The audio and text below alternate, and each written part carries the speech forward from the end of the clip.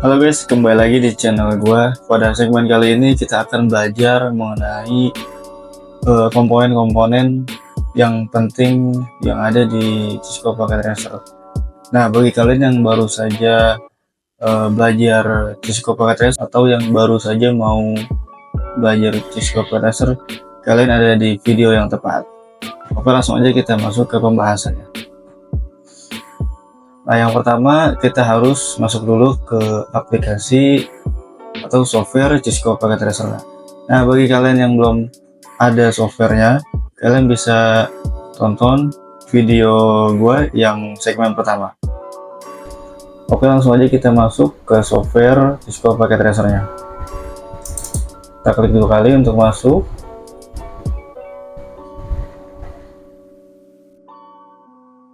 Oke. Nah, bagi kalian yang pertama kali masuk ke software Cisco Packet Tracer-nya, biasanya itu dianjurkan untuk login terlebih dahulu ke akun Cisco Packet Tracer-nya. Apalagi kalau kalian connect ke internet.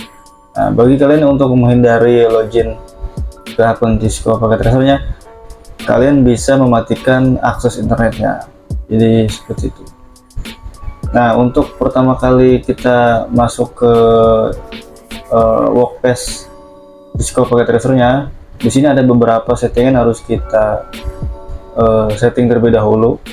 Nah, caranya kita pergi ke option pada menu atas di software Cisco Packet Tracer-nya, kita klik option, lalu kita klik preferensi. Nah, di sini ada beberapa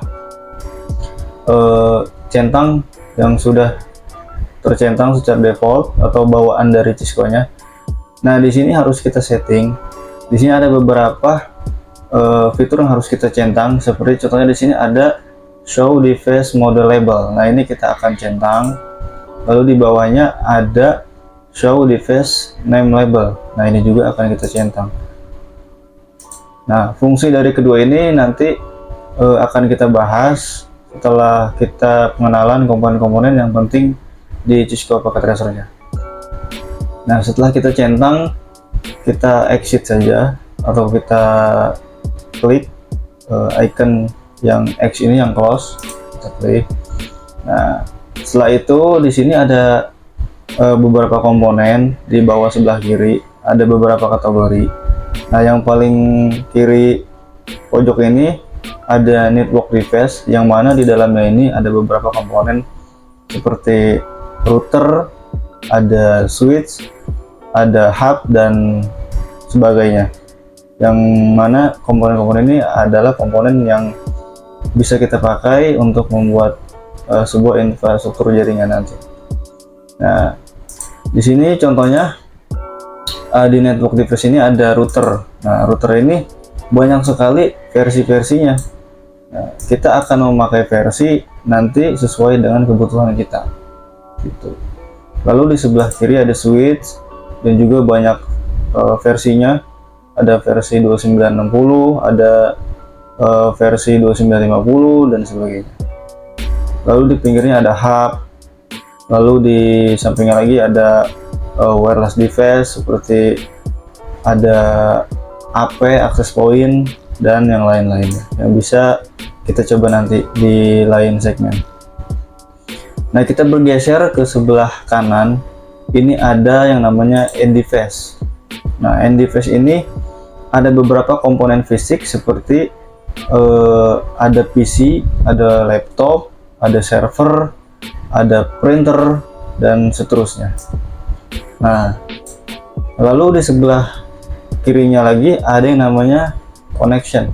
Nah, kalau kita klik di sini ada beberapa kabel, yang mana kabel ini ada kabel konsol, ada kabel strike, lalu yang putus-putus ini namanya kabel crossover, lalu di sebelahnya ada kabel fiber dan seterusnya. Nah, yang mana kabel-kabel ini nanti bisa kita gunakan untuk keperluan infrastruktur jaringan. Nah, setelah kita pengenalan komponen-komponen yang penting yang tadi sudah kita terangkan, Di sini saya akan membuatkan sebuah topologi yang sangat sekali sederhana, yang mana bisa kita aplikasikan di rumah kita. Nah, di sini saya akan memulai untuk membuat sebuah topologi sederhana. Saya akan ke end device, lalu saya akan memakai 3 PC dan 1 switch. Nah, di sini caranya untuk memakai PC gampang, kita klik aja satu kali. Lalu kita klik ke workspace yang ini, yang papan putih ini yang tengah, kita klik. Nah, lalu di sini kita akan menggunakan 3 PC. Maka caranya sama seperti tadi, diklik aja yang icon PC-nya, lalu kita klik ke workspace. Nah, kita ambil 3 PC. Nah, seperti ini 3. Nah, lalu agar lebih estetik, misalnya akan kita sekat ini seperti kita menggambarkan kita sedang membuat sebuah topologi jaringan di sebuah ruangan atau sebuah kamar. Kita akan membuat lebih sedikit estetik dengan cara kita pakai yang namanya pilot dialog, yang mana pilot dialog ini bisa kita pakai untuk kebutuhan estetika ya. Nah, ini kita pilih warnanya dulu.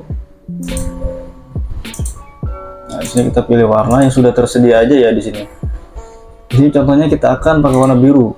Nah, lalu klik OK. Nah, lalu kita klik sekali, lalu kita seret.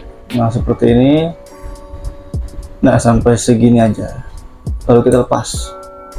Nah, lalu jika kita mau ganti warnanya, kita cukup klik lagi aja select fill color. Nah, kita ganti warnanya yang tadinya biru.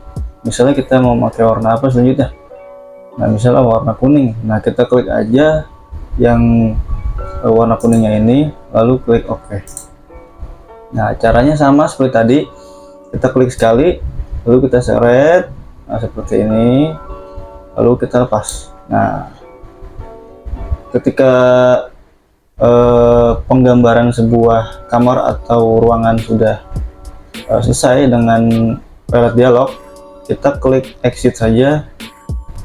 Nah, ini yang icon X, kita klik exit. Nah, kita klik lagi yang select, yang kotak putus-putus ini.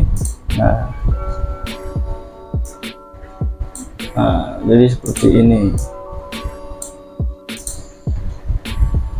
Nah, setelah kita memakai pilot dialog, nah kita harus menambahkan juga yang namanya text label. Nah, caranya kita klik ini pilot note, maaf bukan text label ya, jadi namanya itu pilot note. Nah, kita klik ke kolom atau ruangan yang mau kita namai, kita klik di sini. Nah, kita beri nama misalnya kamar, misalnya kamar tidur. Nah, seperti ini. Nah, lalu di sini kita klik lagi. Nah, seperti ini. Misalnya kita tulis kamar utama. Nah, setelah 2 ruangan telah kita namai, nah kita cara merapikannya, kita klik aja yang bagian select. Nah, lalu kita klik notnya, label notnya, lalu kita rapikan sedikit. Nah, seperti ini, jadi kelihatannya tuh bagus.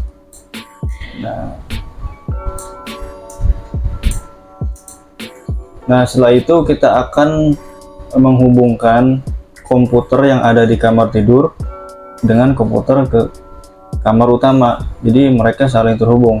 Dalam catatan kita akan memakai IP yang satu segmen atau IP-nya itu sama.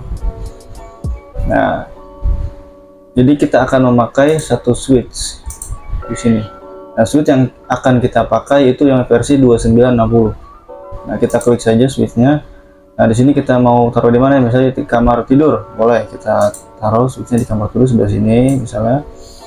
Lalu tinggal kita memasang kabelnya. Nah, buat kalian yang pertama menggunakan software Cisco, dan mungkin ada yang masih bingung dan belum tahu cara menutupkan kabel mana nih yang kira-kira cocok atau yang kira-kiranya kabel yang harus semestinya dipasang. Nah, kalian bisa klik aja yang icon yang petir yang berwarna kuning ini yang bertulisan automatically close connection type, diklik aja, lalu kalian klik kemana perangkat yang akan kalian pasang kabel ya, misalnya dari switch ke PC 0 atau PC yang ada di kamar tidur. Nah, maka secara otomatis dia akan menempatkan kabelnya sesuai dengan tipe dan port yang tersedia pada perangkat. Nah, setelah tadi kita coba secara otomatis kita menghubungkan switch dan ke PC 1, kita akan menghubungkan secara otomatis dari switch ke PC 1 dan PC 2. Caranya sama, kita klik aja ke perangkat switchnya, lalu kita klik lagi ke PC 1. Nah, maka secara otomatis dia akan terhubung. Nah, dan kita akan konekkan juga ke PC 2 nya. Caranya juga sama, kita klik yang switch, perangkat switchnya, lalu kita klik ke PC 2. Nah, jadi proses pengkabelan sudah selesai. Yang di sini kita perlu ketahui dia memakai kabel. Nah, ini kan kabelnya hitam dan tidak putus-putus. Nah, kita cari kabel hitam yang tidak putus. Nah, di sini berarti kabel yang kita pakai itu adalah kabel strike, ya, kabel strike. Nah, lalu di sini kita akan memakai IP dengan segmen yang sama. Nah, cara konfigurasi gimana? Nah, kita klik saja PC yang mau kita masukkan IP-nya. Di sini kita akan masukkan IP dari PC 0 dulu ya, PC kosong. Kita klik aja kiri sekali. Nah, lalu di sini kita klik config. Nah, setelah itu kita klik yang fast Ethernet 0. Nah, setelah itu kita ke kolom IP configuration, lalu ini biarkan saja static karena kita akan menggunakan IP static bukan DHCP. Kita masukkan di sini, kita masukkan IP tipe C saja, 192.168.10.1. Nah, lalu kita klikkan saja ke subnet max-nya secara otomatis. Nah, ketika kita klik ke kolom subnet max, maka secara otomatis dia akan menuliskan subnet max-nya sesuai dengan IP yang telah kita masukkan. Jadi sudah otomatis. Nah, jadi kita masukkan IP-nya cukup segini aja, kita nggak usah masukkan gateway-nya, cukup IP-nya saja dan subnet max-nya. Setelah itu kita keluar, kita silang. Nah, kita masukkan IP seperti tadi di PC 1 dan PC 2. Kita klik sama, kita klik konfigurasi, lalu kita ke fast Ethernet 0. Kita masukkan IP-nya 192.168.10. Nah, jika tadi di PC 0 kita memakai 10.1, maka di PC 2 kita pakai boleh 1.2 atau 3 dan seterusnya. Nah, di sini kita akan memakai 1.2 misalnya. Lalu kita klik di kolom subnet max. Nah, secara otomatis dia akan terisi. Lalu kita silang. Nah, lalu terakhir kita isi IP di PC 2. Caranya sama, kita ke fast Ethernet 0.